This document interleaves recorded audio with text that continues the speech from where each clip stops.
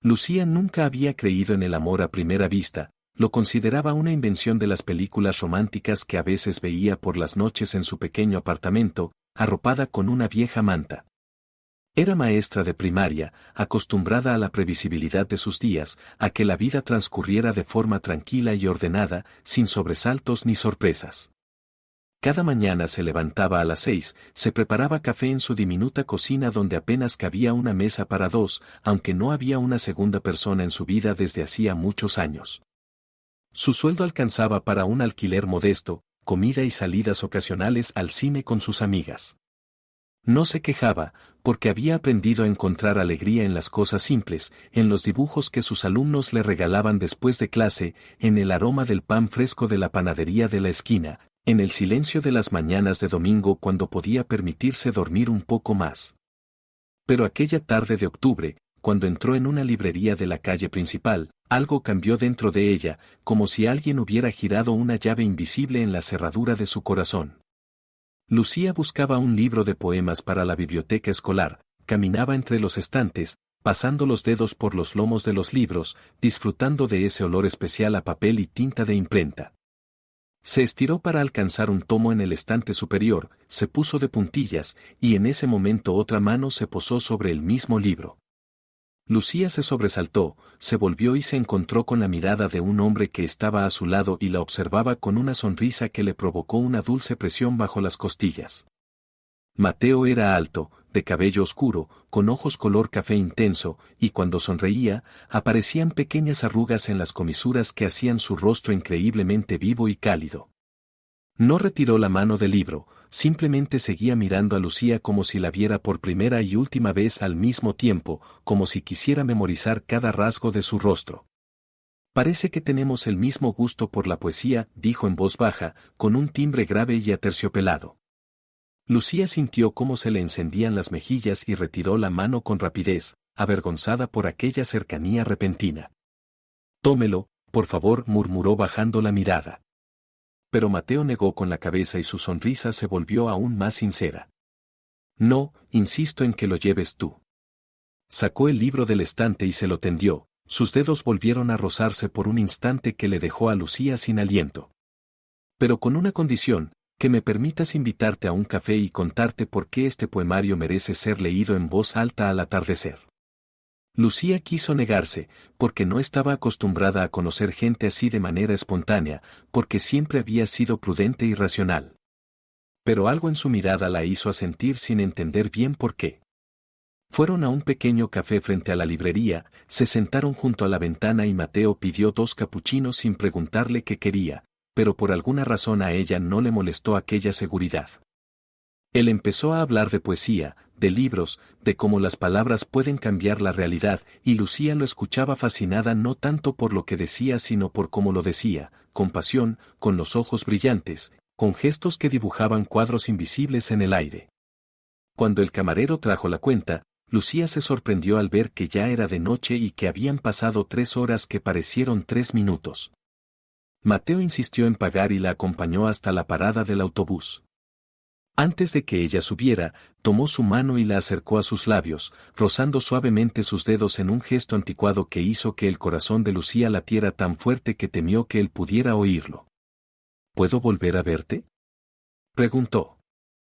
Había tanta esperanza y sinceridad en su voz que Lucía no pudo decir que no. Le dio su número de teléfono, escribiéndolo con mano temblorosa en un trocito de papel que él dobló y guardó con cuidado en el bolsillo de su chaqueta como si fuera el documento más valioso del mundo. Los 3 meses siguientes fueron como un sueño del que Lucía temía despertar. Mateo la llamaba todos los días, se veían por las tardes, paseaban por calles antiguas, se sentaban en bancos de los parques y hablaban de todo y de nada. Él le contaba sobre su trabajo como arquitecto, sobre los edificios que diseñaba, y en su voz sonaba una pasión que lo hacía aún más atractivo a los ojos de Lucía. Ella le hablaba de sus alumnos, de cómo el pequeño Juan había aprendido a leer aunque todos decían que no podría, de cómo una niña llamada Sofía le dibujó un retrato y se lo regaló por su cumpleaños.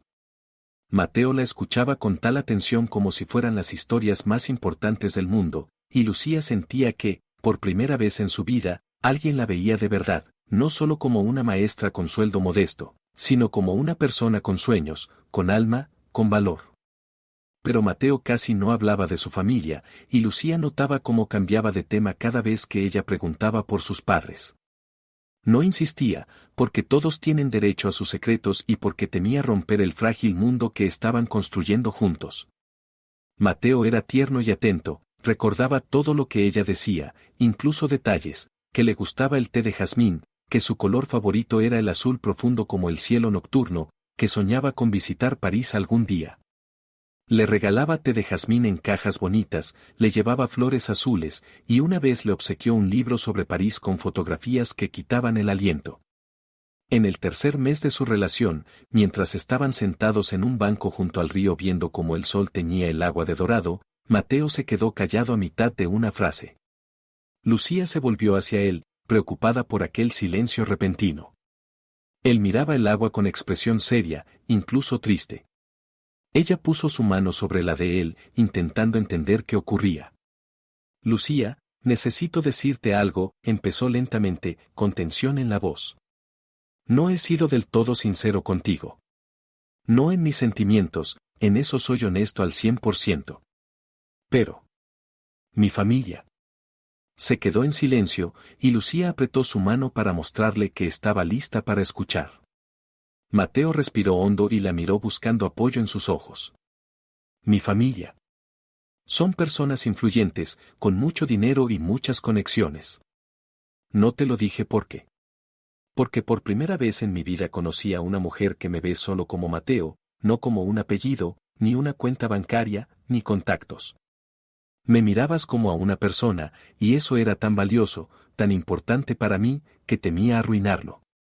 Lucía sintió que algo se contraía en su interior por el miedo, por el presentimiento de que su frágil mundo estaba a punto de derrumbarse. Retiró la mano y entrelazó los dedos sobre sus rodillas para contener el temblor. ¿Qué tan influyentes?, preguntó en voz baja. Mateo suspiró y se pasó la mano por el cabello, gesto que ella ya reconocía como señal de nerviosismo. Mucho. Mi padre es dueño de uno de los estudios de arquitectura más grandes del país, mi madre tiene conexiones en la alta sociedad. Ellos viven de otra manera. Tienen mansión, servicio doméstico, recepciones. Crecí en ese mundo, pero siempre me sentí ajeno, como si interpretara un papel escrito por otros. Lucía guardó silencio, asimilando lo que oía, mientras una ola de pánico crecía dentro de ella. Sabía que no encajaría en ese mundo, era una chica de familia sencilla, con sueldo de maestra y sin vivienda propia. ¿Cómo podría estar al lado de alguien de ese entorno? ¿Cómo conocer a sus padres sin sentirse una impostora? Lucía, por favor, di algo, la voz de Mateo tembló. Sé que esto cambia todo, pero te amo. Me enamoré de ti a primera vista en aquella librería, y cada día te amo más. No me importa lo que diga mi familia, solo me importa lo que sentimos tú y yo. Las palabras te amo quedaron suspendidas entre ellos, y Lucía sintió que las lágrimas le subían a la garganta. Ella también lo amaba, tan intensamente que le daba miedo. Pero temía ese mundo al que él tendría que introducirla, temía no estar a la altura, temía ser rechazada. Mateo, yo no soy como la gente de tu círculo, empezó con voz temblorosa. Mi madre murió cuando tenía 17 años. Mi padre es militar, sirve en algún lugar lejano, casi no nos vemos ni hablamos. No tengo una familia que esté a la altura de la tuya. Vivo sola, alquilo un apartamento, mis ahorros son solo unos miles de pesos para emergencias. No podré ser como ellos quieran que sea. Mateo la abrazó tan fuerte que casi le faltó el aire, la estrechó contra sí y hundió el rostro en su cabello. Ella sintió cómo su cuerpo temblaba de emoción. No necesito que seas diferente, susurró con voz ronca. Te necesito a ti, tal como eres. No te pido que cambies, te pido que te quedes conmigo pase lo que pase. El amor es más fuerte que los prejuicios, más fuerte que la diferencia de dinero o de posición. Por favor, créeme. Cree en nosotros. Lucía quería creer, quería hacerlo con tanta fuerza que aceptó, asintió, lo abrazó en respuesta y se permitió por un momento olvidar sus miedos. Se quedaron sentados en el banco, abrazados, hasta que el sol desapareció tras el horizonte, dejando el cielo teñido de un azul oscuro que a ella tanto le gustaba. Y en ese momento Lucía se prometió a sí misma que lucharía por ese amor, que no se rendiría aunque fuera difícil. Pero aún no sabía cuán difícil sería en realidad. Lucía se cambió de ropa 3 veces frente al espejo en su pequeño dormitorio, encontrando cada vez nuevos defectos en su vestimenta. El vestido azul parecía demasiado sencillo, el negro demasiado fúnebre, el beige sin personalidad y aburrido. Estaba de pie en ropa interior en medio de la cama cubierta de prendas y sentía como el pánico subía en oleadas desde el estómago hasta la garganta, apretándole la respiración. Era sábado, el día en que Mateo debía recogerla para llevarla a la casa de sus padres a almorzar, el primer encuentro con su futura suegra, y Lucía entendía que de esa reunión dependía demasiado. Al final se decidió por un vestido gris con cuello blanco, el más caro que tenía, comprado un año antes en una rebaja. Era modesto pero elegante, realzaba su figura sin ser provocativo. Se maquilló con discreción, se recogió el cabello en un moño bajo y se puso los únicos pendientes de perlas que había heredado de su madre. Cuando se miró por última vez en el espejo, le pareció que se veía correcta, digna, pero una voz interior le susurraba que no era suficiente, que aún así parecería una sombra pálida al lado de la gente del mundo de Mateo. Cuando el coche de Mateo se detuvo frente a su casa, Lucía respiró hondo intentando calmar el corazón que le latía con furia. Él salió, le abrió la puerta, la besó en la mejilla, y sus ojos brillaban de orgullo y ternura. «Te ves hermosa», dijo, sin la menor duda en la voz. Pero Lucía no logró sonreír, sus nervios estaban demasiado tensos. Durante todo el trayecto hasta la mansión de sus padres, Mateo le sostuvo la mano, acariciando su palma con el pulgar en gestos tranquilizadores, diciendo que su madre estaría encantada de conocerla, que todo saldría bien. Pero Lucía apenas lo oía, porque en su mente giraba una sola idea, y si no le gustaba, y si su madre veía en ella exactamente lo que Lucía temía, una chica fuera de su círculo, extraña, inadecuada. Cuando llegaron a la mansión, Lucía sintió que el estómago se le hacía un nudo. La casa era enorme, de 3 pisos, con columnas blancas y una amplia escalinata que conducía a unas macizas puertas de roble. El césped impecable, la fuente en el patio, los coches caros en el estacionamiento, todo hablaba de riqueza, de un mundo muy lejano al suyo. Mateo la ayudó a bajar del coche, y Lucía casi tropezó con los tacones que se había puesto especialmente para la ocasión, aunque normalmente solo usaba bailarinas cómodas. La puerta no la abrió el servicio, como ella esperaba, sino la propia Beatriz. En el primer segundo, Lucía se quedó inmóvil, impresionada por el aspecto de aquella mujer. Beatriz era alta, delgada, vestida con un traje de diseñador caro que Lucía solo había visto en portadas de revistas. Su cabello estaba perfectamente arreglado, el maquillaje impecable, un collar de diamantes brillaba en su cuello y varios anillos resplandecían en sus dedos, cada uno probablemente más caro que el sueldo anual de Lucía. Pero lo que más la impactó fueron sus ojos, fríos, evaluadores, recorrieron a Lucía de pies a cabeza lenta y minuciosamente, como si fuera un objeto en exhibición. «Mamá, ella es Lucía», la presentó Mateo con alegría en la voz. Beatriz dio un paso adelante y Lucía se preparó para un abrazo, pero la mujer solo rozó su mejilla con los labios de manera tan fría y formal que difícilmente podía llamarse beso. Era más bien una señal de distancia, un mensaje: no eres de los nuestros, eres una invitada, y no muy deseada. Mucho gusto, dijo Beatriz con cortesía impecable, pero sin calidez. Mateo ha hablado mucho de usted. Pase, por favor. Lucía cruzó el umbral y la envolvió de inmediato el aire fresco del acondicionador y la atmósfera de un espacio ajeno y poco acogedor. El vestíbulo era enorme, con suelo de mármol que reflejaba la luz de una lámpara de araña de cristal y cuadros en marcos dorados en las paredes. Cada detalle gritaba dinero, estatus, un mundo al que Lucía no pertenecía. Mateo la condujo al comedor, donde la mesa ya estaba servida. Al ver la cantidad de cubiertos junto a cada plato, una nueva ola de pánico la invadió. Había crecido en una familia sencilla donde se comía con cubiertos normales, y ahora, frente a aquel arsenal de cuchillos, tenedores y cucharas de distintos tamaños, no tenía idea de cuál usar. Se sentaron a la mesa y Beatriz ocupó la cabecera, incluso el padre de Mateo, un hombre callado de ojos cansados, se sentó a un lado. El servicio comenzó a traer los platos y empezó lo que Lucía llamaría después el almuerzo más angustioso de su vida. Entonces, Lucía, comenzó Beatriz con elegancia, despegando la servilleta sobre sus rodillas, gesto que Lucía imitó apresuradamente. Mateo dijo que es maestra. ¿En qué escuela trabaja? En la escuela municipal número 12, respondió Lucía con voz demasiado baja e insegura. Doy clases en primaria. Beatriz asintió y esbozó una sonrisa que no llegó a sus ojos. Qué noble, dijo, con un tono cargado de condescendencia. Los maestros hacen una labor muy importante. Y seguramente es un trabajo modesto en cuanto al salario. Los niños de familias sencillas necesitan educadores tan dedicados. Lucía sintió que se le encendían las mejillas, entendía perfectamente la insinuación. Mateo le apretó el hombro en señal de apoyo, pero la herida del orgullo ardía demasiado. Me gusta mi trabajo, dijo intentando mantener la dignidad. Los niños son el futuro y ayudarlos a aprender es un honor. Por supuesto, respondió Beatriz mientras comía su ensalada con una gracia casi teatral.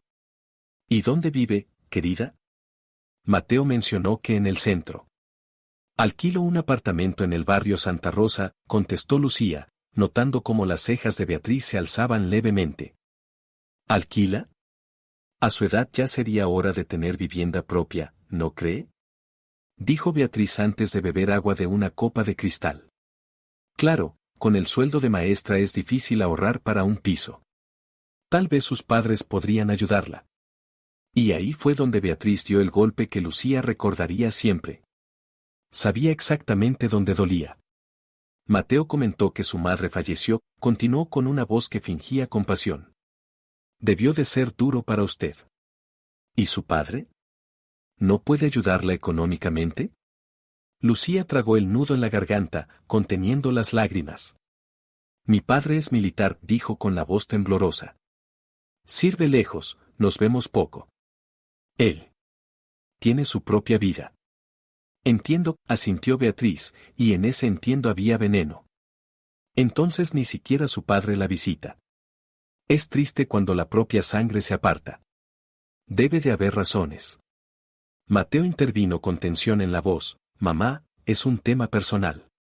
Pero Beatriz se volvió hacia él con una sonrisa inocente. Cariño, solo intento conocer mejor a la joven. ¿No es natural que una madre se interese por la persona que sale con su hijo? Luego miró de nuevo a Lucía, y en su mirada había triunfo, había logrado que se sintiera pequeña, insignificante, abandonada incluso por su propio padre. El almuerzo continuó en el mismo tono. Beatriz hacía preguntas, y cada una era como un pinchazo de aguja, no mortal, pero doloroso. Preguntó por las amigas de Lucía y, cuando ésta mencionó a una amiga enfermera, Beatriz comentó, qué bonito que te relaciones con gente de tu mismo ambiente. Preguntó por sus estudios y, cuando Lucía dijo que había estudiado en una universidad pública, Beatriz suspiró, qué pena que no hubiera la posibilidad de estudiar en una privada, allí el nivel es completamente distinto. Cada palabra, cada mirada, cada pausa estaban calculadas para señalarle a Lucía su lugar, para recordarle que era una extraña en aquel mundo de cristal y diamantes. Mateo intentaba llevar la conversación hacia otros temas, intentaba protegerla, pero Beatriz era una maestra de las insinuaciones sutiles, y sus ataques iban tan envueltos en cortesía que era difícil rebatirla abiertamente. Cuando por fin terminó el almuerzo y salieron de la mansión, Lucía se sentía exprimida, vacía, como si le hubiera pasado por encima una apisonadora. Se sentó en el coche de Mateo y solo entonces se permitió relajarse, se recostó en el asiento y cerró los ojos, intentando calmar el temblor de sus manos. Lucía, perdónala, la voz de Mateo estaba llena de culpa y preocupación. Mamá a veces puede ser brusca. Solo me protege a su manera. Necesita tiempo para conocerte mejor y entonces todo cambiará. Lucía abrió los ojos y lo miró. Algo se le encogió dolorosamente en el pecho, porque veía que él de verdad creía lo que decía. No notaba o no quería notar la crueldad de su madre, estaba acostumbrado a ella, para él era normal. Mateo, ella no es solo brusca, empezó Lucía en voz baja, sintiendo como por fin las lágrimas se abrían paso y le corrían por las mejillas. Me humilló. Con cada palabra, con cada mirada, me hizo entender que no soy lo bastante buena para ti. Mateo detuvo el coche en el arcén, se volvió hacia ella, le tomó el rostro entre las manos y le secó las lágrimas con los pulgares. Eres más que suficiente, dijo con una convicción tal que Lucía casi le creyó. Eres inteligente, buena, hermosa, haces el mundo mejor con tu trabajo. Mamá simplemente está acostumbrada a cierto estilo de vida, le cuesta aceptar cambios. Pero los aceptará, te lo prometo. Dale tiempo. Lucía quería replicar, quería decir que hay cosas que el tiempo no cura, que el odio de Beatriz era demasiado evidente, demasiado profundo. Pero miró los ojos de Mateo, llenos de amor y de fe, y no fue capaz de destruir esa fe. Asintió, se secó las lágrimas con el dorso de la mano y se obligó a sonreír. Está bien, susurró. Intentaré entenderla. Pero cuando Mateo la dejó en casa y se fue, cuando se quedó sola en su pequeño apartamento, Lucía se sentó en la cama y se dejó llevar por el llanto que había contenido todo el día. Lloró por la humillación, por el resentimiento, por el miedo de que Beatriz tuviera razón, de que realmente no fuera adecuada para Mateo, de que su amor se estrellara contra el muro de los prejuicios y las diferencias de clase. Y, en algún lugar muy dentro, nació una pequeña semilla de temor que con el tiempo crecería hasta convertirse en certeza. Beatriz no la aceptaría nunca, dijera lo que dijera Mateo. Aquella mujer veía en Lucía a una enemiga, y la guerra apenas comenzaba. Pasaron 6 meses desde aquel horrible almuerzo, y Lucía aprendió a vivir con una sensación constante de ansiedad en el estómago que no la soltaba ni de día ni de noche. Los encuentros con Beatriz se volvieron regulares, la suegra insistía en almuerzos familiares cada domingo, y cada vez Lucía iba como si fuera a una ejecución, sabiendo de antemano que regresaría a casa con nuevos moretones en el alma. Una tarde, mientras paseaban por el malecón mirando las luces de la ciudad, Mateo se detuvo de pronto, se giró hacia ella y se arrodilló. Lucía soltó un jadeo, llevándose las manos a la boca, el corazón le martilleaba con tanta fuerza que lo oía en los oídos. Mateo sacó del bolsillo una pequeña cajita de terciopelo, la abrió y, a la luz de las farolas, brilló un anillo con un pequeño diamante. Lucía, te has convertido en la luz de mi vida, decía él, con la voz temblorosa de emoción y los ojos húmedos. Te prometo que después de la boda todo cambiará. Construiremos nuestra vida, nuestra familia, y mi madre te aceptará cuando vea que somos felices. ¿Te quieres casar conmigo? Lucía lo miraba a través de un velo de lágrimas, dentro de ella luchaban la alegría y el miedo. Pero el amor ganó, como tantas veces, y ella asintió, le tendió la mano temblorosa, y Mateo le puso el anillo en el dedo. Luego se levantó y la besó con tanta pasión que a Lucía le dio vueltas la cabeza. Al día siguiente le dieron la noticia a Beatriz, y Lucía jamás olvidaría la expresión que cruzó el rostro de su suegra. Durante un segundo la máscara de cortesía se cayó, y Lucía vio un odio desnudo, una ira fría que le heló la sangre. Pero solo fue un instante, enseguida Beatriz se recompuso y sonrió con rigidez.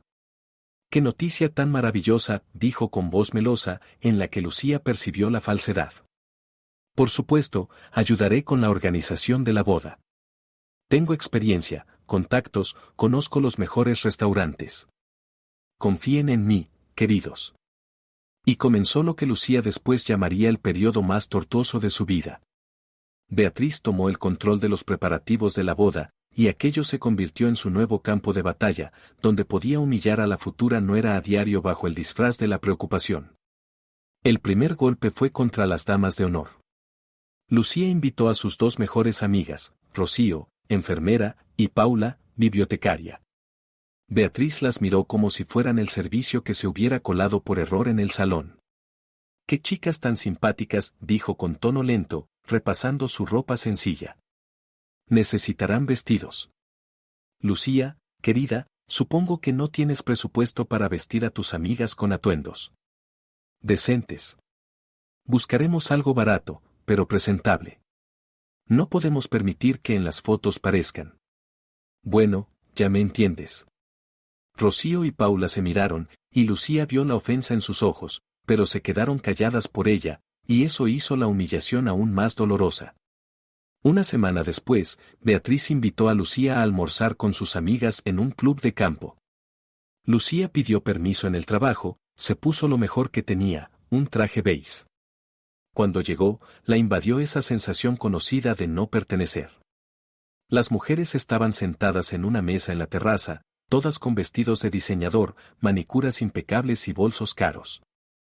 «Chicas, esta es Lucía, la prometida de mi Mateo», presentó Beatriz.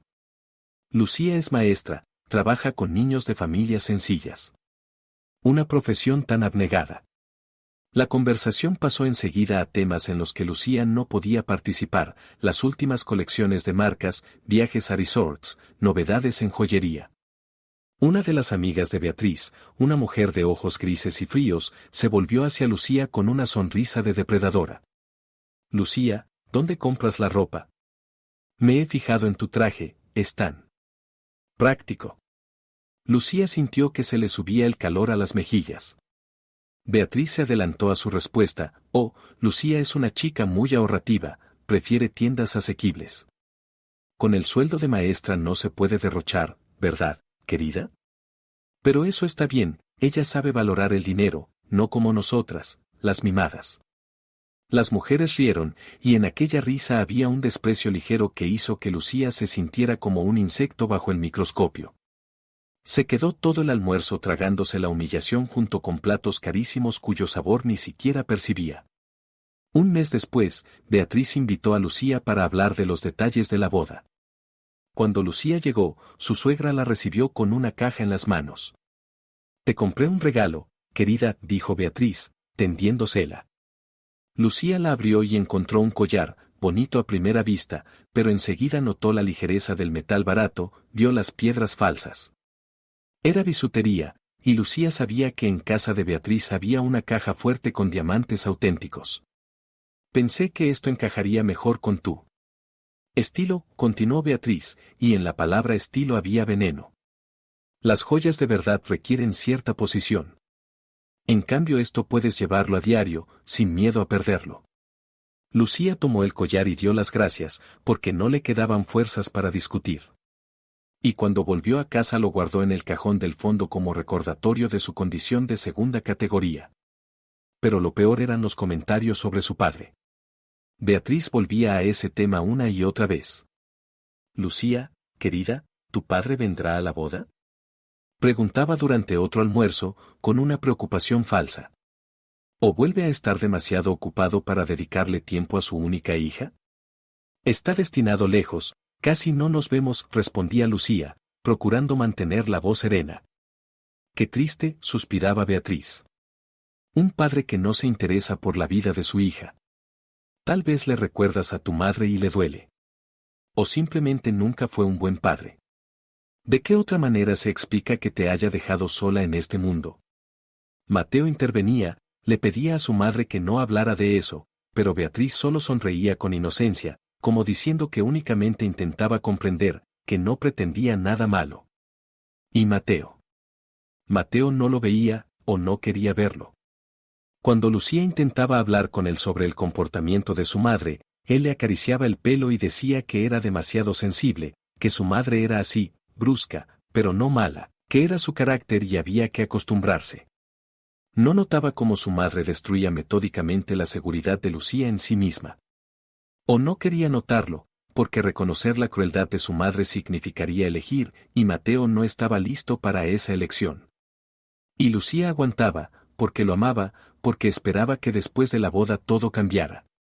Tragaba las ofensas, se secaba las lágrimas a solas y volvía a ponerse la máscara de la sonrisa para el siguiente almuerzo familiar. 8 meses después del compromiso ocurrió algo que la llevó, por primera vez, a pensar en llamar a su padre.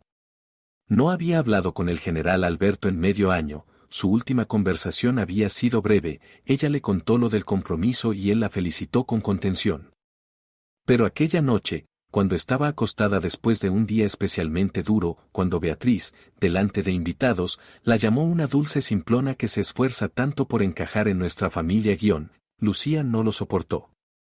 Tomó el teléfono con manos temblorosas y marcó el número de su padre, que se sabía de memoria. El general Alberto respondió al tercer tono.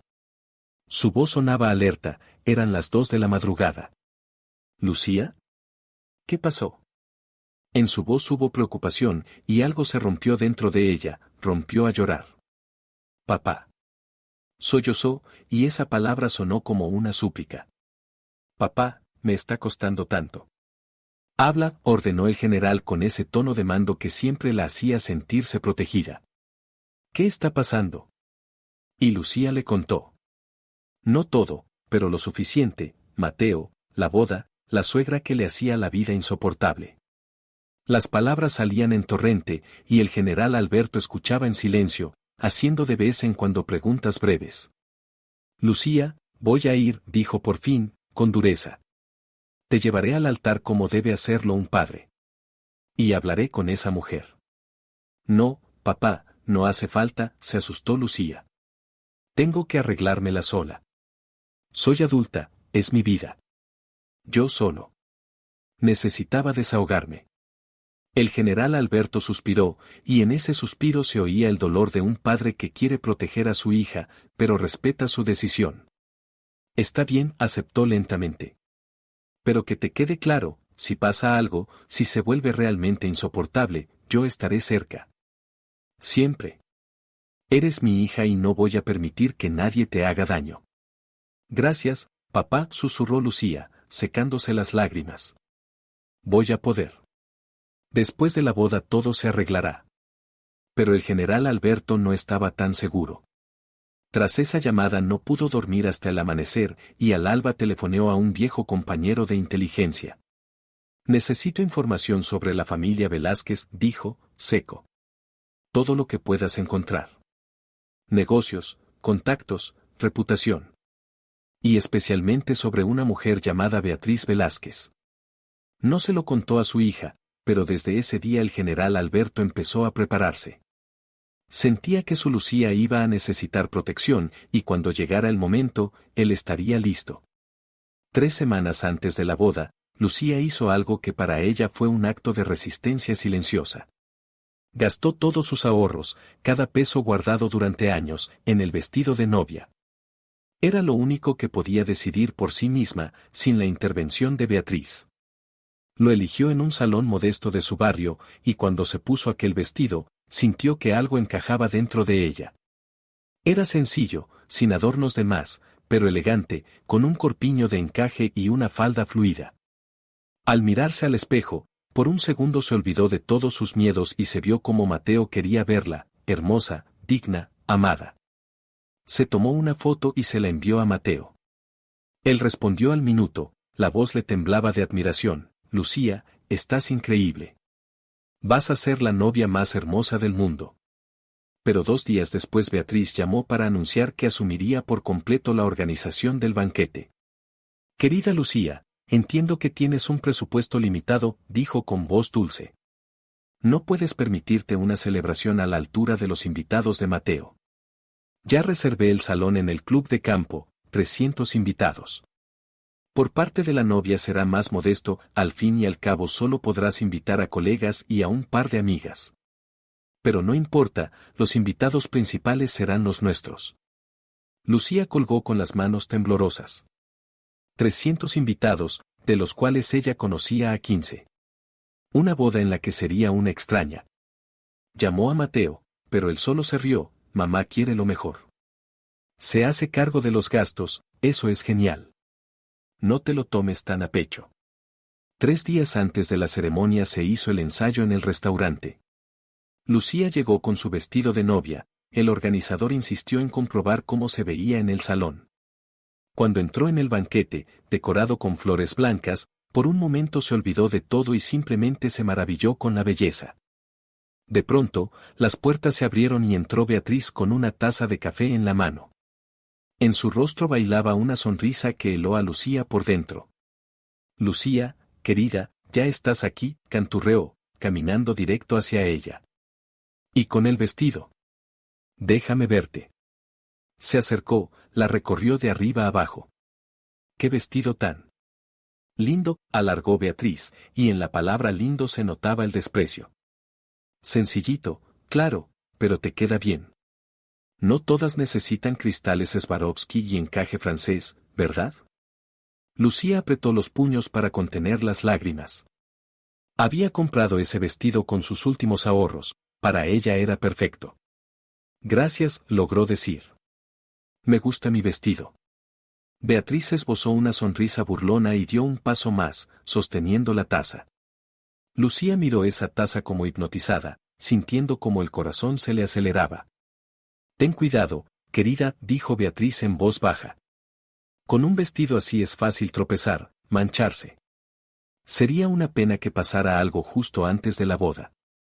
Y en ese instante Beatriz se tambaleó, como si hubiera perdido el equilibrio, y la taza se movió en su mano, el café salió disparado al aire, directo hacia Lucía. El tiempo se ralentizó, Lucía vio la bebida oscura volar hacia su vestido blanco, y por instinto se apartó de un salto, tropezó con el borde del estrado y casi cayó. El café se derramó en el suelo, a 1 centímetro del dobladillo. Beatriz se enderezó, miró la taza vacía y luego a Lucía. En sus labios apareció una sonrisa fría, triunfal. ¡Ay, qué torpe!, dijo con calma, sin disculparse. Menos mal que alcanzaste a apartarte. Te lo dije, hay que tener más cuidado. Un descuido puede arruinar el día más importante. Lucía se quedó inmóvil y en ese momento lo entendió con una claridad helada, aquello había sido un ensayo. Beatriz estaba probando si podía arruinar el vestido, hasta donde podía llegar. Era una advertencia, una promesa de que su suegra no se detendría ante nada. El organizador se movía de un lado a otro, limpiando el café del suelo, y Beatriz ya se dirigía hacia la salida, hasta la boda, querida. Espero que la próxima vez tengas más suerte. Esa noche Lucía no pudo dormir. Daba vueltas en la cama y, a las 2 de la madrugada, no aguantó más, volvió a llamar a su padre. El general Alberto contestó al instante, en su voz no había somnolencia, solo alarma. Lucía, ¿qué ha pasado? Papá. Se le quebró la voz y se echó a llorar. Tengo miedo. Hoy intentó arruinar mi vestido con café. Siento que está tramando algo para la boda. El general guardó silencio unos segundos, respirando con fuerza, luchando consigo mismo. Lucía, voy a ir, dijo, y en su voz había acero. Te llevaré al altar. Estaré a tu lado, y si esa mujer intenta hacer algo, la detendré. No, papá, Lucía se secó las lágrimas. No hace falta. Es mi elección, mi vida. Tengo que arreglármela sola. Solo quería oír tu voz. El general suspiró, y en ese suspiro estaba el dolor de un padre obligado a quedarse al margen. De acuerdo, hijita, dijo con suavidad. Pero Lucía no sabía que en ese momento el general miraba la maleta ya preparada junto a la puerta y el uniforme de gala, perfectamente planchado, colgado en una percha.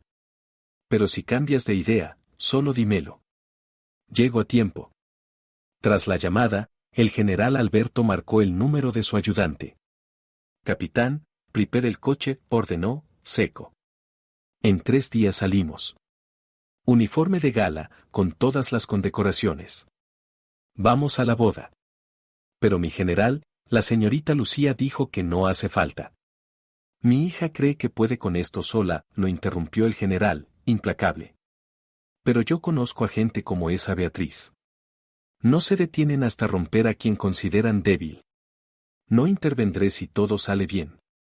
Pero si esa mujer pone un dedo encima de mi hija, le enseñaré lo que es el verdadero poder. Se quedó callado, mirando una foto de su hija. Prepare el coche, capitán. Y contacte con el ministro, necesito información sobre los negocios de la familia Velázquez. En 3 días, el general recibió un expediente completo sobre la familia del novio, qué contratos tenían con el gobierno, qué cuentas en qué bancos, a qué clubes pertenecía Beatriz, quiénes eran sus amigos. Se preparaba para una batalla que esperaba no necesitar, pero para la que estaba plenamente listo. Mientras tanto, Lucía oscilaba entre la esperanza y el miedo. Se probaba el vestido, intentaba imaginarse caminando hacia el altar, a Mateo tomándola de la mano. pero muy dentro vivía el temor de que Beatriz no le permitiera esa felicidad. Un día antes de la boda, Lucía recibió un mensaje de Beatriz: «Querida Lucía, mañana es el gran día. Espero que estés lista para ser parte de nuestra familia. Nos vemos mañana. Será inolvidable». Lucía miró el mensaje y le temblaban las manos. La palabra inolvidable sonaba como una amenaza, como la promesa de algo terrible. Pero ya era tarde para dar marcha atrás. Mañana se casaba con el hombre al que amaba. Lucía se despertó en una cama ajena, en la habitación de invitados de la casa de Mateo, y durante unos segundos no comprendió por qué su corazón latía con tanta ansiedad. Luego regresó la memoria: hoy era su boda, y estaba allí porque Beatriz lo había exigido. Por tradición, la novia debe salir de la casa del novio, había dicho su suegra una semana antes, con una voz que no admitía réplica. Todo estará bajo control: maquilladora, peluquero, fotógrafo. Mateo apoyó la idea de su madre, y Lucía no encontró fuerzas para oponerse, aunque cada célula de su cuerpo protestaba ante la idea de pasar la mañana de su boda bajo el techo de Beatriz. A las 8 llegaron la maquilladora y el peluquero enviados por su suegra. Fueron educados, profesionales, y Lucía intentó relajarse, cerró los ojos y les dejó trabajar. Pero cuando 2 horas después la giraron hacia el espejo, ella jadeó. Y no fue de admiración. La mujer del espejo era una desconocida, el rostro cubierto por una capa espesa de base, las mejillas intensamente rosadas por el rubor, los labios pintados con un rojo chillón. El cabello estaba recogido en un peinado alto y complejo, con innumerables horquillas y flores artificiales. Era demasiado llamativo. Lucía no parecía una novia, sino una muñeca arreglada para un escaparate. «No es lo que yo quería», empezó en voz baja, mirando a la maquilladora con esperanza. «¿Podemos hacerlo más sencillo?». La maquilladora se miró con el peluquero, en sus rostros apareció incomodidad. «Señorita, lo hicimos según las indicaciones de la señora Beatriz», dijo el peluquero con tono disculpándose. Describió muy detalladamente el look que quería. Lucía sintió que algo se le helaba por dentro. Beatriz lo había hecho a propósito para que se viera ridícula, para que incluso el día de la boda se sintiera fuera de lugar. «Por favor, al menos un labial más claro», pidió con voz temblorosa. Pero en ese momento la puerta se abrió de golpe, sin llamar, y entró Beatriz con un elegante traje color marfil, como si fuera su propia boda. Su suegra recorrió a la novia con la mirada y sonrió con esa sonrisa que no prometía nada bueno. «Oh, ya han terminado. Excelente trabajo. Pueden irse, yo misma ayudaré a la novia». La maquilladora abrió la boca, pero una sola mirada de Beatriz la hizo callar. Salieron deprisa, dejando a Lucía a solas con su suegra. Beatriz se acercó, se colocó detrás de la novia, y sus miradas se encontraron en el espejo. «Hay que rehacer el maquillaje», empezó con voz suave, en la que Lucía percibió la falsedad. «Pareces una muñeca, es demasiado vulgar».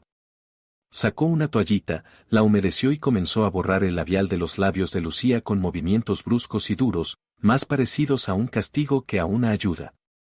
Lucía permaneció inmóvil, con las manos apretadas sobre las rodillas, sintiendo cómo las lágrimas le subían a la garganta. Cuando su suegra terminó, dejándole el rostro casi desnudo, con sombras corridas y manchas rojizas, tiró la toallita y se sentó enfrente, cruzando las piernas con porte de reina. «¿Sabes? He estado pensando toda la noche», dijo Beatriz con aire pensativo.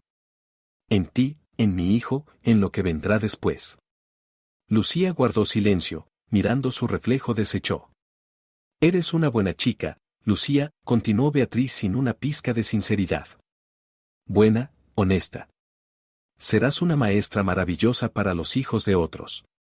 Pero no eres para nuestra familia». Lucía se volvió hacia ella, y en su rostro quedó clavado el dolor. «Mateo no lo ve ahora», Beatriz hablaba despacio, como explicándole algo a un niño torpe. «Está cegado por unos sentimientos que se pasarán en 1 año, a lo sumo en 2. Y entonces empezará a notar lo que yo veo ahora». Se levantó, se acercó hasta quedar muy cerca, inclinándose tanto que Lucía sintió su perfume caro y frío. Empezará a avergonzarse de ti en las recepciones, cuando no sepas de qué hablar con las esposas de sus amigos, continuó, y cada palabra era como un golpe. Empezará a compararte con las mujeres de nuestro círculo, educadas, elegantes. Empezará a notar tu ropa barata, tus modales sencillos. Lucía quiso protestar, pero las palabras se le atascaron en la garganta, porque muy dentro ella misma temía lo mismo. Y después Beatriz se apartó hacia la ventana, empezará a arrepentirse. A lamentar haber unido su vida a una mujer que lo arrastra hacia abajo. Y su matrimonio se convertirá en una tortura, para él, porque estará atrapado, para ti, porque verás cómo su amor se muere. Se volvió, y en su rostro había una convicción fría. Tu madre murió cuando tenías 17 años. Tu padre te dejó, no te visita, no se interesa por tu vida. Ni siquiera tu propia familia quiso estar a tu lado. ¿Qué te dice eso, Lucía? Lucía apretó los puños con tanta fuerza que las uñas se le clavaron en las palmas. Las lágrimas le corrían por las mejillas, emborronándole el rímel, pero no se la secaba. Eso dice que no sabes mantener a la gente cerca. Beatriz se plantó frente a ella y la miró de arriba a abajo. Hasta quienes deberían amarte, tus padres, te dieron la espalda. Porque en ti hay algo insuficiente. Algo que hace imposible un verdadero apego. No es verdad, susurró Lucía apenas audible. Mi padre no me abandonó. Podría haberse retirado si fueras importante para él, la interrumpió Beatriz con dureza. Podría estar cerca, protegerte. Pero eligió el servicio, eligió cualquier cosa menos a ti. Y hoy caminas hacia el altar sola, como una huérfana que no tiene a nadie. Lucía se cubrió el rostro con las manos y lloró de verdad, con todo el cuerpo. Todas las ofensas, todo el dolor de aquel año se desbordaron, y Beatriz permaneció a su lado, observando con una satisfacción helada. Sécate las lágrimas, dijo sin compasión. En una hora tienes que ir al altar. Pero que lo sepas, yo estaré cerca. Cada día te recordaré quién eres. No dejaré que olvides tu lugar. Miró a la novia por última vez, el maquillaje corrido, los ojos rojos, los hombros temblorosos, y sonrió con sorna. Bien. Veamos el espectáculo. Será inolvidable. Beatriz salió, y Lucía se quedó sola en aquella habitación ajena, sintiéndose la mujer más sola del mundo. Miró su reflejo, desechó y pensó que quizá su suegra tenía razón, que quizá de verdad estaba cometiendo un error. Pero después pensó en Mateo, en cómo la miraba, en cómo decía que la amaba. Y algo dentro de ella, el último islote de orgullo, la obligó a enderezarse y secarse las lágrimas. No, dijo en voz alta a su reflejo, y su voz sonó baja, pero firme. No tiene razón. Mateo me ama. Y no voy a permitir que destruya nuestra felicidad. Lucía se levantó, se lavó el rostro con agua fría para quitarse los restos del maquillaje y se maquilló de nuevo ella misma, simple, natural. Quitó las flores artificiales del peinado. Cuando volvió a mirarse en el espejo, se vio a sí misma, de verdad. Se puso el vestido, cerró la cremallera con dedos temblorosos, y cuando la tela se acomodó sobre sus hombros sintió una oleada de determinación. Hoy se casaba. Hoy sería la esposa de Mateo. Y ninguna Beatriz podría arrebatarle esa felicidad. Pero, en algún lugar muy dentro, seguía viviendo el miedo. Miedo de que las palabras de su suegra fueran verdad. Miedo de que realmente no fuera lo bastante buena. Miedo de que su padre de verdad la hubiera abandonado. Y ese miedo la volvía vulnerable al golpe que Beatriz había preparado para ese día. Cuando Lucía entró en la iglesia, la invadió la sensación de haber caído en una boda ajena, en la que a ella le tocaba el papel de extra y no el de protagonista. La nave estaba llena de gente que no conocía, damas elegantes con sombreros caros, hombres con trajes impecables. Todos se giraron hacia la puerta cuando empezó la música, y cientos de ojos se clavaron en la novia que avanzaba por el pasillo central. Lucía caminaba sola, sin el padre que la llevara al altar y la entregara al novio, y esa soledad se sentía físicamente, como un viento frío que le soplaba desde todos los lados. Oía el murmullo que rodaba por las filas de invitados, aunque intentaba no prestarle atención, mirar solo hacia adelante, a Mateo, que esperaba junto al altar. De verdad vino sin familia, le llegó una voz femenina, no lo bastante baja como para que Lucía no la oyera. ¡Qué extraño! Dicen que el padre ni siquiera se dignó a venir a la boda de su hija. ¿Qué esperas de una chica de una familia así? Respondió otra voz, masculina, con un desprecio mal disimulado. Mateo podría haber encontrado a alguien más adecuada, de nuestro círculo. Beatriz debe de estar desesperada.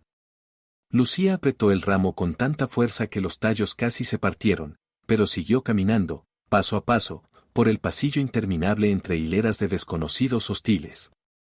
Su vestido, que en casa parecía tan hermoso, allí, rodeado de trajes caros, se veía simple y barato.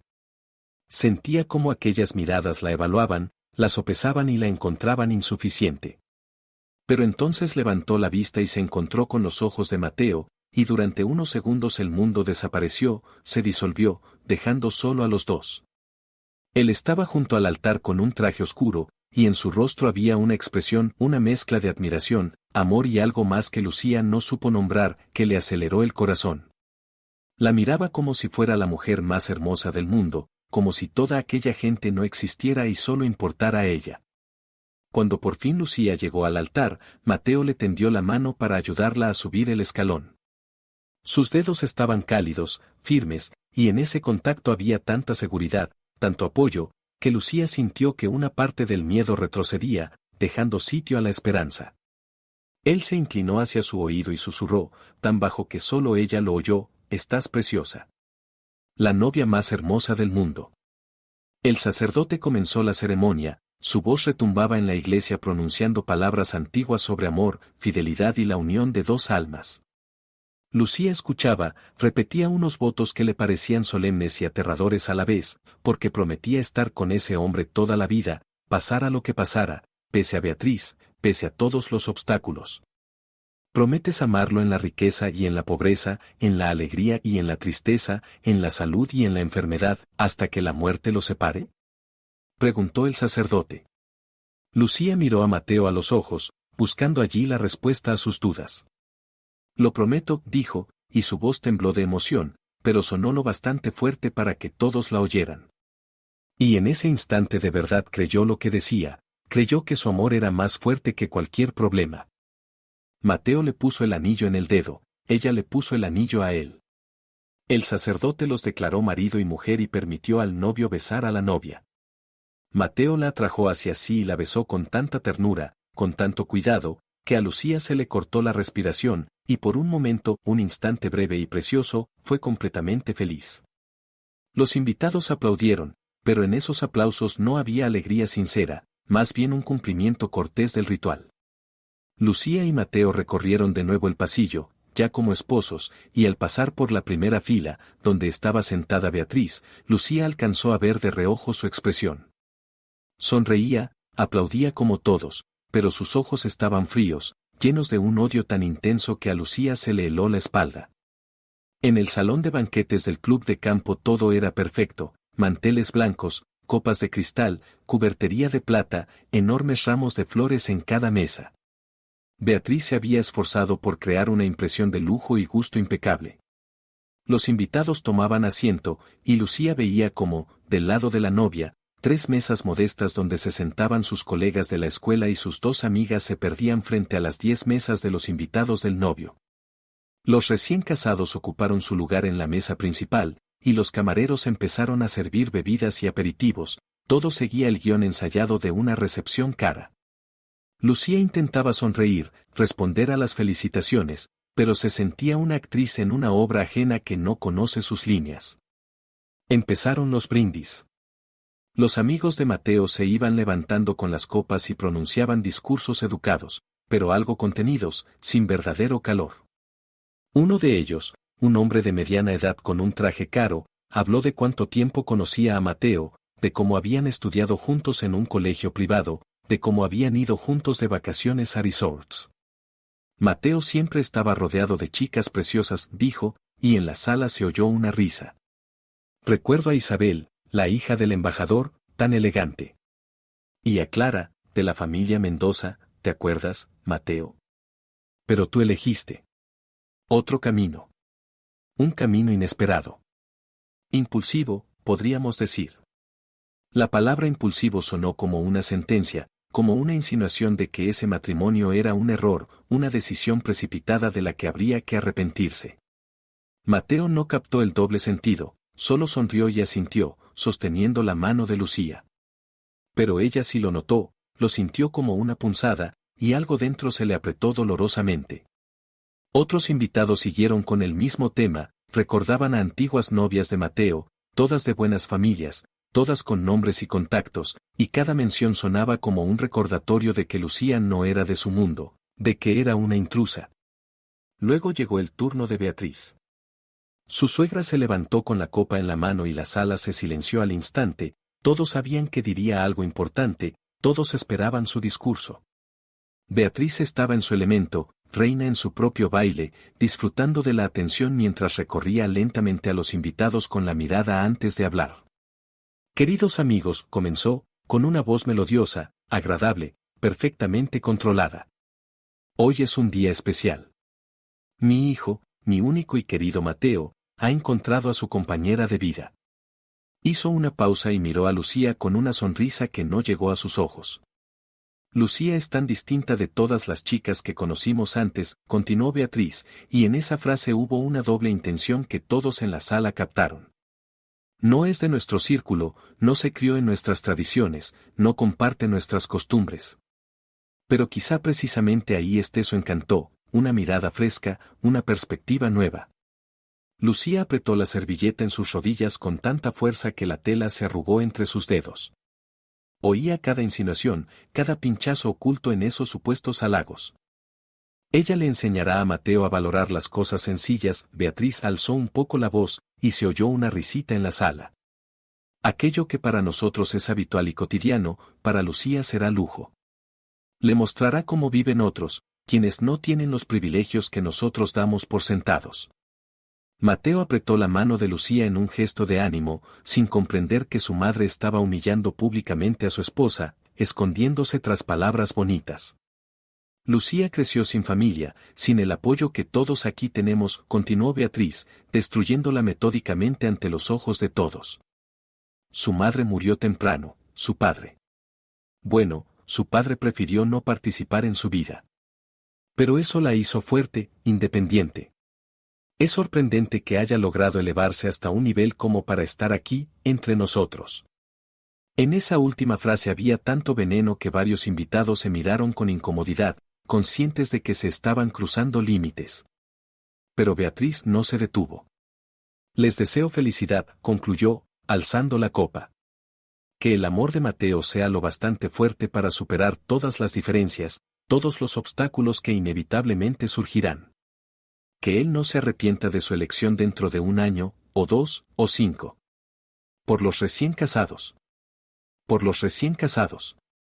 Repitieron los invitados, y todos bebieron, pero en el aire quedó suspendida la tensión, la incomodidad de haber presenciado una humillación pública. Lucía permaneció inmóvil, sintiendo cómo se le encendían las mejillas, cómo las lágrimas le subían a la garganta, pero se obligaba a aguantar, no le daría a Beatriz el placer de verla llorar en su propia boda. Los dedos se le pusieron blancos de tanto apretar la copa, y en el fondo de su alma empezaba a nacer no solo resentimiento, sino un odio auténtico hacia aquella mujer que no se detendría ante nada. Mateo se inclinó hacia ella, besó su sien y susurró, no le hagas caso, mamá solo está nerviosa. Siempre es así en público, le gustan los discursos bonitos. Y en ese instante Lucía lo entendió con amarga claridad, él nunca la defendería, porque ni siquiera veía el ataque. Había crecido en ese mundo de dobles sentidos e insultos velados, para él era normal, y su sensibilidad era una exageración. Ella sintió, le sonrió con una sonrisa tensa y miró hacia su mesita, donde estaban sus amigas. Rocío la miraba con tanta compasión, con tanto dolor en los ojos, que Lucía apenas logró contenerse para no romper a llorar allí mismo. El banquete siguió. Los camareros servían platos, sonaba la música, los invitados hablaban y reían, pero Lucía se sentía un fantasma en su propia boda, invisible, indeseada, tolerada solo porque Mateo así lo había decidido. Y, en lo profundo, ya sabía que lo peor aún estaba por venir, que Beatriz se había guardado el golpe principal para el final, y que, fuera lo que fuera, sería la gota que colmaría el vaso. Los camareros empezaron a servir la sopa caliente, un plato tradicional de la familia Velázquez. Lucía observaba cómo dejaban los platos humeantes ante los invitados y, de pronto, sintió una inquietud extraña, un presentimiento inexplicable. Miró a Beatriz y vio que su suegra la observaba con una expresión de expectativa. Beatriz se levantó, y en ese movimiento había teatralidad, como si se preparara para el número principal. Tomó su plato de sopa con ambas manos, y en su rostro apareció una sonrisa que le heló las manos a Lucía. «Queridos míos», anunció Beatriz en voz alta, y todas las conversaciones se apagaron. «Quiero felicitar personalmente a los recién casados. Es un momento tan importante, y debo estar cerca». Caminó hacia la mesa de los novios llevando el plato, y cada paso resonaba en el pecho de Lucía como un golpe de alarma. Mateo sonrió a su madre, sin sospechar nada, pero Lucía se quedó inmóvil, entendiendo que en ese instante iba a pasar algo.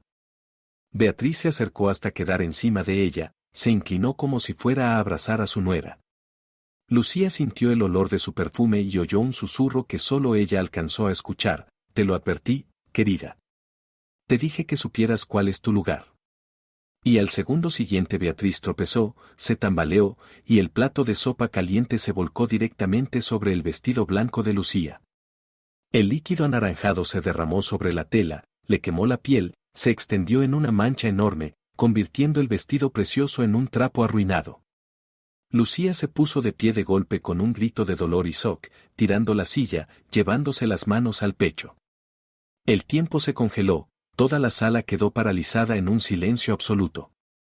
Todos miraban a la novia con el vestido manchado, el charco de sopa en el suelo, y a Beatriz con un triunfo helado en el rostro.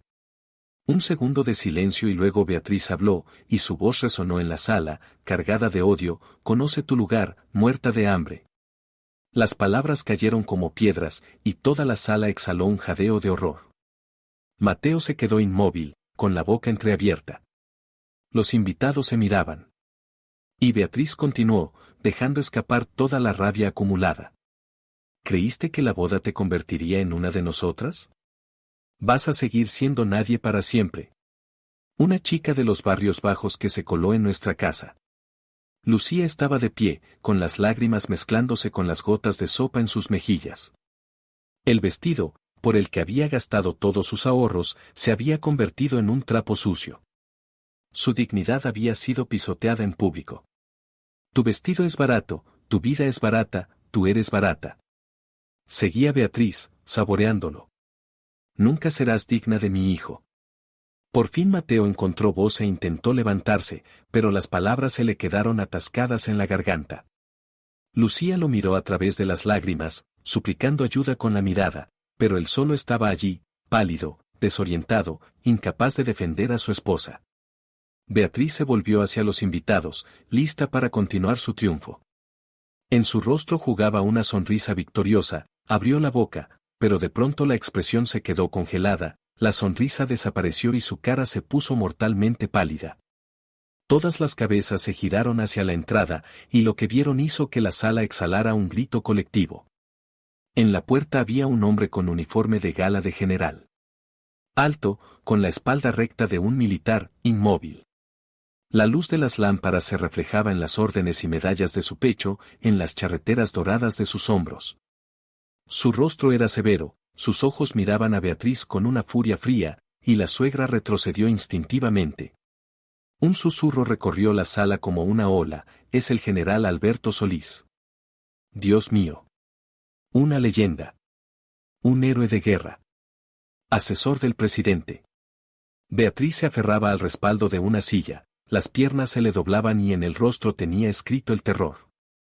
Había investigado a la familia de su nuera y creyó que el padre era un oficial cualquiera que había abandonado a su hija. Nunca imaginó que se tratara del mismísimo general Alberto Solís, un hombre cuyo nombre se pronunciaba con respeto en los más altos despachos del poder. El general empezó a avanzar por la sala, despacio, con paso medido, cada pisada retumbaba en el silencio.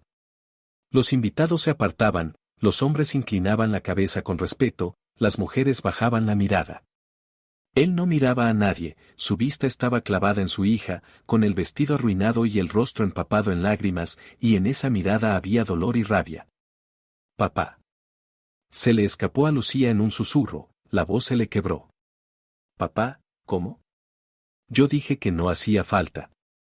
El general llegó a su lado y solo entonces el rostro severo se suavizó, en sus ojos apareció ternura.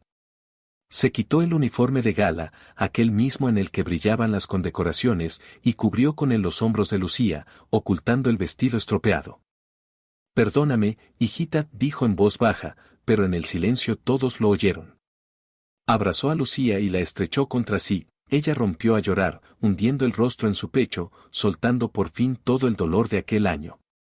«Esperaba que no necesitaras mi protección el día de tu boda», continuó el general, acariciándole el pelo, secándole las lágrimas. «Esperaba que el hombre que elegiste fuera lo bastante fuerte como para protegerte él mismo». Guardó silencio, dándole tiempo a calmarse, y luego se giró lentamente hacia Beatriz. Su expresión cambió al instante, toda ternura desapareció y quedó solo una ira helada. «Pero veo que me equivoqué». La voz era tranquila, pero en esa calma había acero, y Beatriz retrocedió.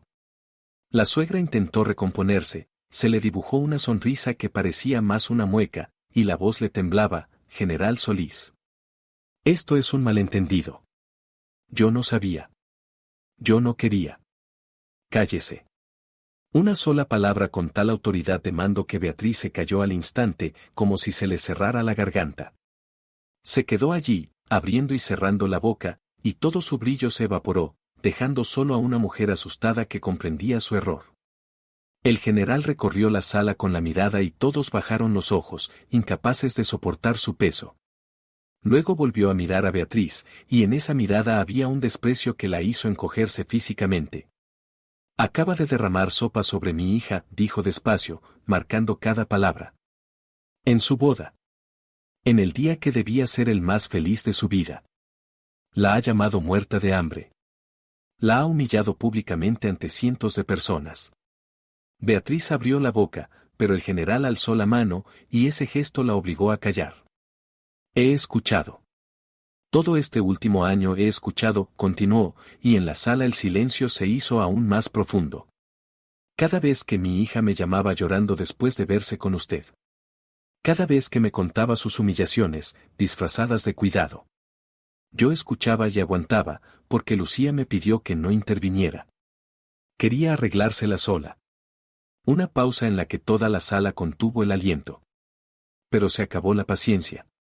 Beatriz estaba de pie con las lágrimas corriéndole por el rostro, borrándole el maquillaje, y ya no era la mujer poderosa que un minuto antes celebraba su triunfo. Estaba rota. Y Lucía permanecía junto a su padre, envuelta en su uniforme, y por primera vez en un año se sentía protegida, amada, digna. Las lágrimas seguían cayendo, pero ahora eran de alivio. El general miró a su hija, luego a Beatriz, y en sus ojos había una decisión firme e irreversible. «Y ahora», dijo en voz baja, pero todos oyeron cada palabra, «va a descubrir lo que significa el verdadero poder». El general Alberto sacó el teléfono del bolsillo del pantalón de gala, y ese gesto sencillo hizo que Beatriz palideciera aún más, porque entendió, lo que venía no se podía detener.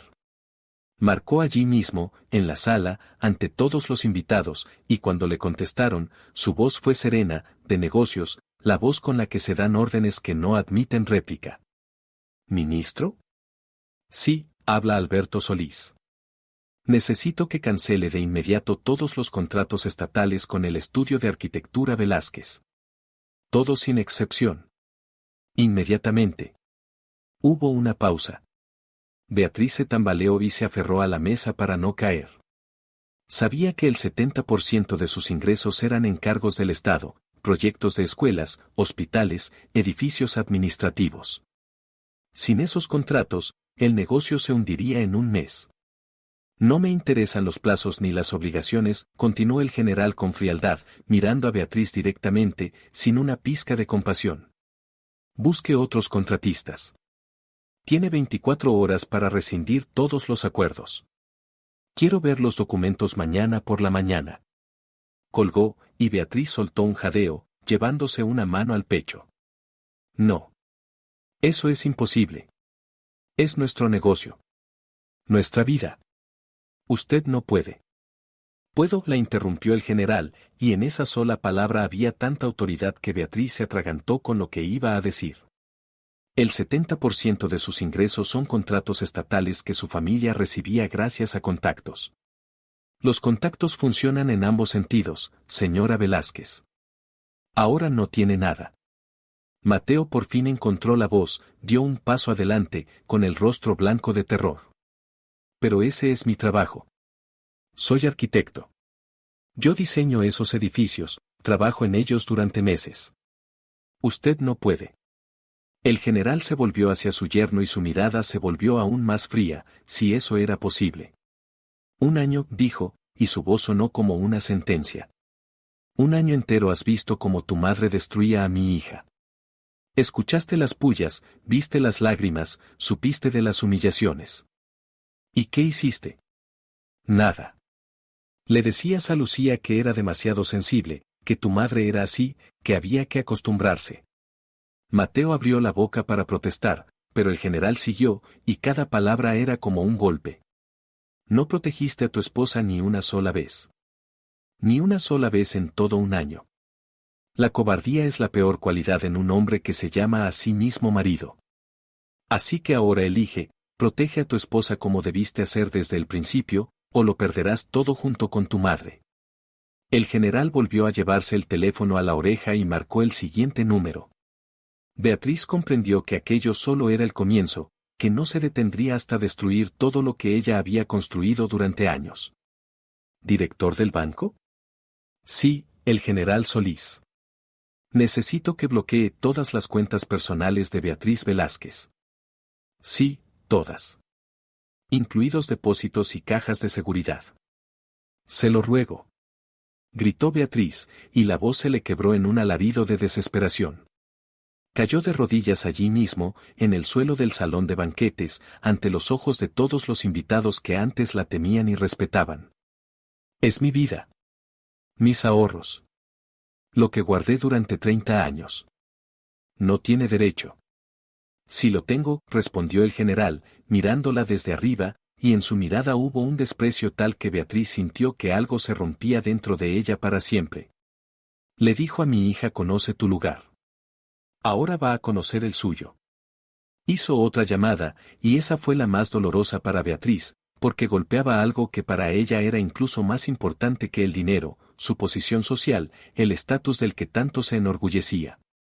¿Presidente del club? Habla Alberto Solís. Excluya a la señora Beatriz Velázquez de la lista de socios. Para siempre. Anule su membresía con efecto inmediato. Beatriz lloraba de rodillas, el maquillaje corrido por el rostro, y ya no parecía una dama elegante de la alta sociedad. Parecía una mujer destrozada que lo había perdido todo en un instante. Los invitados la miraban, y en sus miradas había algo entre el shock y cierta satisfacción. Muchos de ellos también habían sufrido su arrogancia, su desprecio hacia quienes estaban por debajo de ella en la escala social. El general Alberto se dirigió ahora a toda la sala. Su voz era baja, pero autoritaria, de esas que obligan a todos a escuchar conteniendo la respiración. Me dirijo a todos los presentes, dijo, recorriendo lentamente a los invitados con la mirada. Les recomiendo reconsiderar sus relaciones con la familia Velázquez. No olvido a quienes apoyan la humillación de mi hija, y recuerdo a quienes se ponen del lado de la justicia. No fue una amenaza directa, pero todos entendieron el mensaje. El general Solís era un hombre de enorme influencia, y su desagrado podía costar carreras, contratos y posición social. Los invitados se miraban entre sí, muchos asentían, mostrando que habían comprendido. Algunos ya sacaban sus teléfonos, probablemente para cancelar reuniones de negocios con los Velázquez, romper alianzas, distanciarse de una familia que había caído en desgracia ante el general. Beatriz observaba todo entre lágrimas, y la comprensión de lo que había perdido caía sobre ella con un peso que le quitaba el aliento. No solo dinero, no solo el negocio, había perdido su lugar en la sociedad, el respeto, el miedo con el que los demás pagaban su estatus. Se convirtió en una paria en un instante, y todo porque no pudo contener su odio hacia su nuera. Perdóneme, roncaba ella, avanzando de rodillas hacia el general, extendiendo las manos en una súplica miserable. Perdóneme, por favor. No quería. No sabía. Yo solo. Ella no era adecuada para nosotros, quería proteger a mi hijo. El general la miró sin que se le moviera un solo músculo del rostro. Sí quería. Sí sabía. Disfrutó cada lágrima de mi hija, dijo, y cada palabra caía como una sentencia. Hace un año, cuando Lucía entró por primera vez en su casa, pudo recibirla con cariño. Pudo ser una madre para ella, no tiene la suya, la perdió a los 17. Pudo apoyarla, ayudarla, enseñarle. Se inclinó un poco para que Beatriz viera sus ojos, para que viera la firmeza en ellos. Pero eligió la crueldad. Eligió las humillaciones, las burlas, la destrucción sistemática de su autoestima. La llamó muerta de hambre, dijo que hasta su padre la había abandonado. Pues bien, reciba ahora las consecuencias de su elección. Se enderezó, chasqueó los dedos, y en la sala entraron dos hombres con uniforme militar, los ayudantes del general que esperaban afuera. Saquen a esta señora, ordenó con frialdad. Y avisen a la seguridad del club, que no vuelva a aparecer a menos de 100 metros de mi hija. Nunca. Los militares levantaron a Beatriz del suelo, la tomaron de los brazos, y ella no se resistió, ya no le quedaban fuerzas. La condujeron hacia la salida. Ella miró por encima del hombro a Mateo, suplicante, con la esperanza de que su hijo dijera algo, que la defendiera. Pero Mateo permaneció inmóvil. En su rostro había una lucha, el amor por su madre contra la comprensión de lo que ella había hecho, contra la conciencia de su propia culpa. La vio llevársela y no dijo nada. Cuando las puertas se cerraron tras Beatriz, un silencio pesado cayó sobre la sala. El general se volvió hacia su hija y su rostro volvió a suavizarse, a llenarse de cuidado. Lucía, hijita, dijo en voz baja, solo para ella. Ahora eres libre. Libre de ella, de su veneno, de todo lo que te hizo. Lucía miró a su padre, luego a Mateo, que estaba a pocos pasos, pálido y con los hombros caídos. Por primera vez en todo el año vio en sus ojos una comprensión real, un arrepentimiento verdadero. Él dio un paso hacia ella y luego cayó de rodillas allí mismo, ante todos, extendiendo las manos. Lucía, perdóname, su voz se quebraba por el llanto, y esas lágrimas eran reales. Perdóname por haber sido ciego. Por no protegerte cuando debía. Por elegirla a ella una y otra vez en lugar de elegirte a ti. Te amo más que a nada en el mundo, y voy a cambiar, te lo juro. Lucía lo miraba, y en su corazón luchaban dos sentimientos, el amor que no había desaparecido y el dolor de un año de humillaciones que no podía borrarse en una noche. La elegiste a ella durante un año, dijo. Un año entero, Mateo. Escuchaste cómo me humillaba y me decías que exageraba. Viste mis lágrimas y me pedías que no hiciera caso. Estabas allí cuando pisoteaba mi dignidad y no hacías nada. Se quitó lentamente el anillo de boda, y ese gesto hizo que Mateo jadeara y tratara de alcanzarla desesperado. Necesito tiempo, continuó Lucía, apretando el anillo en la mano. Necesito entender si puedo perdonar. Si puedo volver a confiar en ti, sabiendo que no me defendiste cuando más lo necesitaba. Todo el tiempo que quieras, decía Mateo con voz ronca, llorando sin vergüenza. Esperaré. 1 año, 2, 10. Te demostraré que he cambiado. Que soy digno de ti. El general Alberto puso una mano en el hombro de su hija. Vamos, Lucía, dijo con suavidad. Aquí ya no tienes nada que hacer. Vámonos a casa. Lucía asintió. Miró por última vez a Mateo, seguía de rodillas, destrozado, con un dolor en los ojos que le apretó el corazón. Pero se dio la vuelta y caminó hacia la salida junto a su padre, envuelta en su uniforme, y cada paso era más ligero que el anterior. Salieron bajo un silencio absoluto. Cuando las puertas se cerraron tras ellos, Lucía por fin pudo exhalar, soltar la tensión de la última hora. Se apoyó en la pared del pasillo y lloró, pero eran lágrimas distintas, no de humillación, sino de liberación. El general la abrazó y la estrechó contra sí, y se quedaron así hasta que las lágrimas se secaron. 6 meses después Lucía estaba junto a la ventana de su nuevo apartamento, el que su padre le compró pese a sus protestas, mirando la ciudad abajo. Volvía a trabajar como maestra, ahora en otra escuela donde nadie sabía de su boda fallida, y poco a poco aprendía de nuevo a sonreír, a creer en sí misma. En esos 6 meses había cambiado. El negocio de la familia Velázquez se derrumbó, sin contratos estatales no lograron mantenerse a flote y, 3 meses después, se declararon en bancarrota. Tuvieron que vender la mansión para pagar deudas.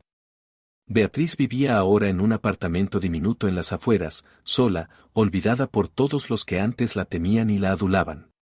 Nadie la recibía, sus antiguas amigas no respondían llamadas. Se convirtió en aquello que llamaba a Lucía, en nadie. Mateo rompió completamente con su madre. Publicó una carta abierta en un periódico donde condenó públicamente su conducta, pidió perdón a Lucía y declaró que ya no tenía relación con una mujer que había tratado con tanta crueldad a su esposa. Buscó trabajo en otras firmas y lo encontró, su talento como arquitecto era real. El general Alberto, al ver cambios sinceros en él, lo ayudó con una recomendación. Cada día Mateo enviaba flores a Lucía, cada semana escribía cartas contando cómo intentaba ser mejor, cómo iba al psicólogo para entender por qué tardó tanto en ver lo evidente. No pedía verla, no presionaba, solo demostraba que no se rendía, que luchaba por su amor. Y hace un mes Lucía respondió por primera vez a una de sus cartas. Una carta breve, de pocas líneas, pero para Mateo fue como agua en el desierto.